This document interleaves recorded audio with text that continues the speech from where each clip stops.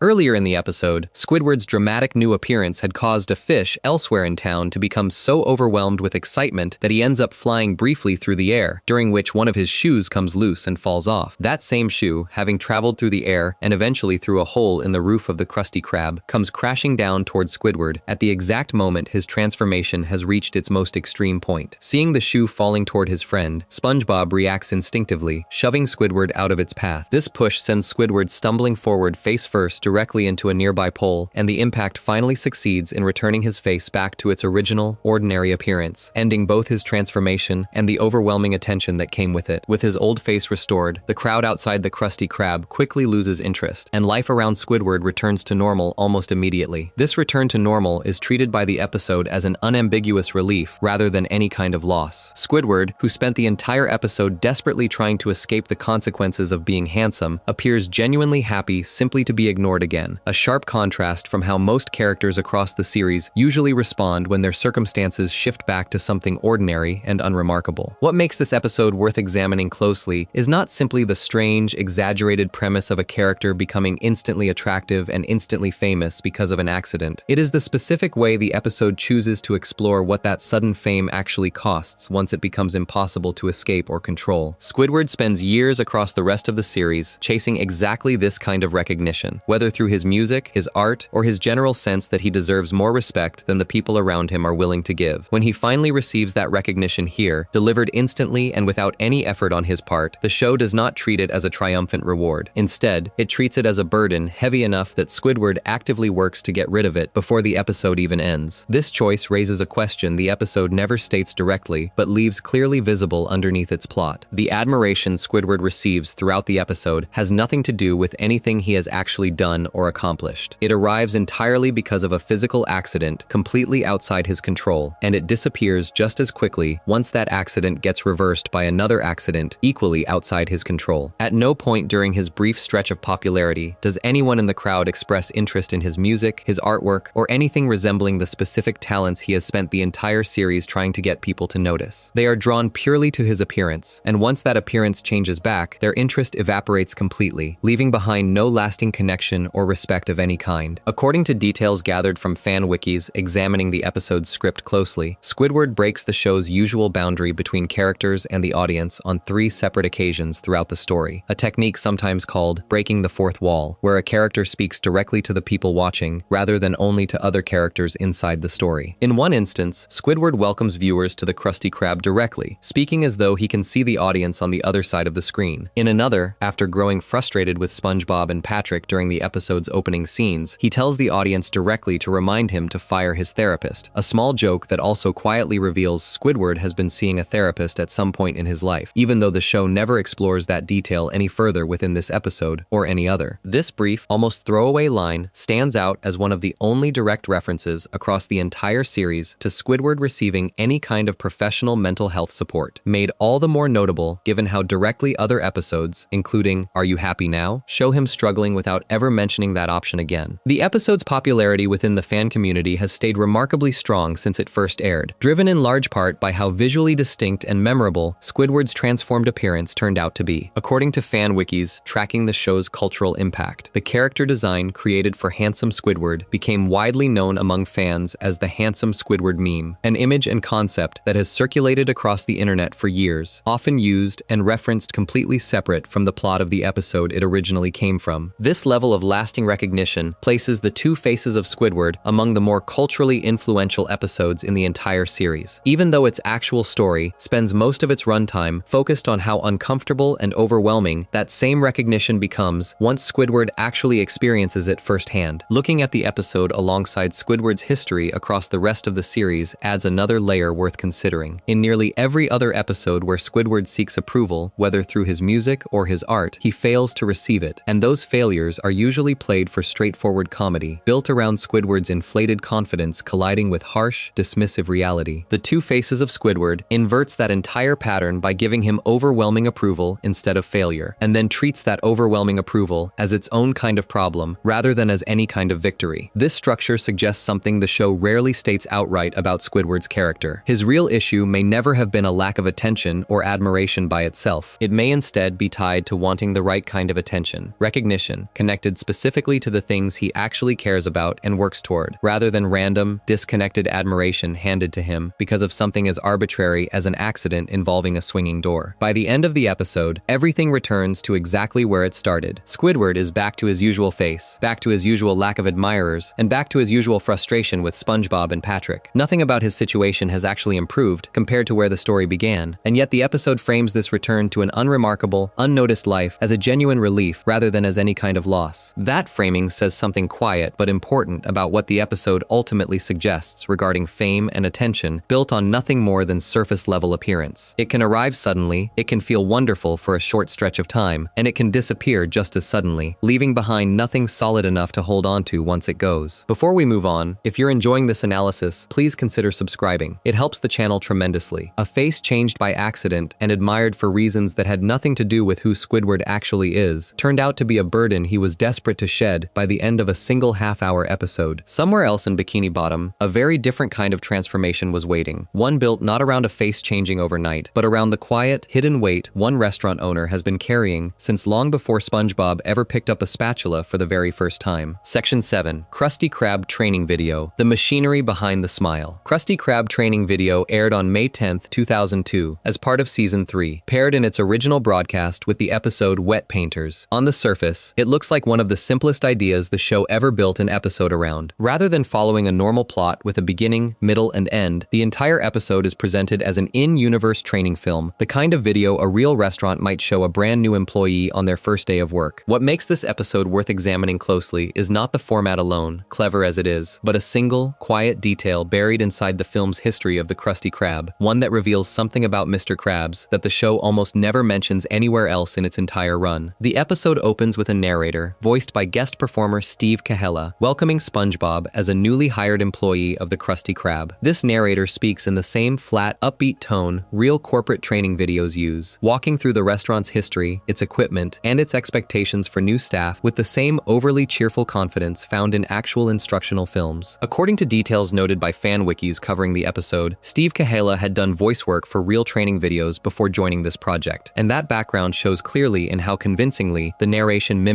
the genre it is poking fun at. SpongeBob, eager to get started, immediately asks if he can make a Krabby Patty right away, and the narrator firmly denies him, explaining that proper training has to come first. This exchange sets the tone for the entire episode, which treats SpongeBob's excitement as something that constantly needs to be slowed down and managed by a system built around rules, procedures, and careful step-by-step instruction. Much of the episode's humor comes from exactly this kind of exaggerated bureaucracy. The narrator introduces an acronym, POOP, standing for People Order Our Patties, presented with total seriousness despite how ridiculous it sounds out loud. Mr. Krabs appears throughout the training footage explaining store policy, using lines built as direct parodies of real business phrases, including a version of the well-known saying, "The customer is always right," reworked here as "the money is always right," a small change that captures exactly how Mr. Krabs prioritizes profit above almost every other concern in his restaurant. Squidward is shown throughout the training footage as an example of poor work habits, sleeping on the job and keeping his station messy, while SpongeBob is held up repeatedly as the model employee everyone else should try to imitate. According to fan wikis breaking down the episode's structure, this contrast is treated as accurate rather than as pure exaggeration, since the format of the episode closely mirrors real employee training videos in how it uses one good example and one bad example to teach expected behavior. Buried inside this parade of workplace jokes is a detail that stands apart from everything else in the episode. While narrating the restaurant's history, the training video briefly mentions that Mr. Krabs went through a period of depression and seclusion following an unspecified war, and that this period came before he eventually opened the Krusty Krab. The episode never explains which war this refers to, never shows any scene connected to it, and never brings it up again anywhere else in the entire series. It exists only as a passing line inside a much longer stretch of narration focused mainly on menu items and mop buckets. Taken on its own, this detail could easily be dismissed as a small, throwaway joke, the kind of odd background information the show sometimes drops into a script without ever expecting anyone to think twice about it. Considered alongside how the rest of Mr. Krabs' character works across the series, though, it becomes a little harder to brush aside completely. Mr. Krabs is shown consistently as someone obsessed with money, sometimes to a genuinely alarming degree, willing to risk his own safety, his employees' safety, and even basic honesty if it means protecting or growing his wealth. The show rarely, if ever, asks why he became this way. This one line offers the only real hint the series has ever given toward an answer, suggesting that his fixation on money and security might trace back to some difficult period in his past that the show has chosen never to revisit or explain any further. The training video format itself adds an extra layer to why this detail lands the way it does. A real corporate training video exists to present a business in the most polished, confident light possible, smoothing over anything messy or complicated in favor of a clean, simple story employees can follow. This episode plays that exact function completely straight, using the format to present the Krusty Krab as an efficient, well-run operation built on clear rules and cheerful dedication. Slipping a mention of depression and seclusion into the middle of that kind of polished presentation creates a strange contrast, a brief crack in the otherwise upbeat surface of the video, gone again almost as quickly as it appears. Whether the writers intended for viewers to notice and sit with that crack, or simply included it as a quick, odd joke meant to pass by unnoticed, the show never clarifies either way. The rest of the episode continues building its satire of workplace training in ways that stayed consistent and recognizable enough that critics and reviewers have pointed to them directly. According to breakdowns collected from entertainment outlets covering the episode, the format is praised specifically for how accurately it captures the actual structure of employee training films, including different camera angles of the restaurant set to upbeat background music, a section covering company history, and a walkthrough of specific job duties and expectations, each element lined up closely with what a real training video for any ordinary job might include. This accuracy is part of why the episode has remained popular for so long. It works as comedy, specifically because it understands understands exactly what it is making fun of, rather than relying only on random cartoon absurdity disconnected from anything recognizable. The episode ends on its own strange, memorable note. Just as the narrator finally begins explaining how to prepare the actual Krabby Patty, the secret recipe protected across the entire series and constantly sought after by Plankton, the video abruptly cuts to black before the formula can be revealed. According to fan wikis discussing the episode, many viewers have come to believe this abrupt cutoff exists as a kind of safeguard within the story itself, a built-in failsafe meant to protect the recipe in case the training tape were ever to fall into the wrong hands, specifically Plankton's. The show never confirms this explanation directly, but the theory has stuck firmly among fans, largely because it fits so well with how seriously the Krabby Patty formula gets treated everywhere else across the series. Placed alongside the other episodes examined so far, Krusty Krab training video stands apart because its darker material never takes center stage the way it does in episodes built entirely around depression, isolation, or guilt. Here, the difficult detail about Mr. Krabs' past arrives quietly, almost accidentally, tucked inside a much longer stretch of comedy focused on mops, hats, and cash registers. It never becomes the focus of the story, and the episode never treats it as anything worth stopping for. That quietness is exactly what makes it stand out on closer inspection. A show willing to build entire episodes around visible suffering, whether through Squidward's isolation or SpongeBob's unemployment, chose to handle Mr. Krabs' one confirmed reference to real personal hardship by burying it inside a joke about training videos and letting it disappear again almost immediately. This approach also fits a pattern the show follows with Mr. Krabs more broadly. Across hundreds of episodes, his greed and his obsession with money get explored constantly, usually played for laughs, occasionally pushed far enough to make him look genuinely selfish or even cruel, as seen clearly in One Course Meal. What almost never gets explored is any kind of origin behind that greed, any reason why money specifically became the thing he clings to above nearly everything else in his life. Krusty Krab training video offers the only real thread the series has ever handed viewers, a brief mention of depression and seclusion following some unnamed war, and then walks away from that thread completely, never picking it back up in any episode that follows. Whether this was ever meant as anything more than a passing joke remains impossible to say for certain, since the show gives no further context and no character ever references it again.